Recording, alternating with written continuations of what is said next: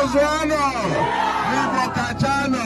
Tata bụ Mọnde, ana m akpaghalị Anambra niile ka ndị shọọ na anyị dị mma. Ebu m ụzọ ga kwụsị ebe ndị omekome gbagburu ndị mmadụ ụnyaahụ. Eji m ebe ahụ nkịta anyị nwa na-ebe akwa.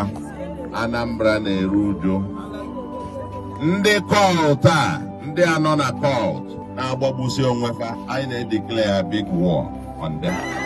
Anyị ga-achọta ndị amelienụ and ndị anọ n'ime kọlt a ife anyị na-agwa fafa chọrọ ịdị ndụ pasi Anambra because ogbu mma ga-ana na mma, ọgba egbe ga-ana n'egbe.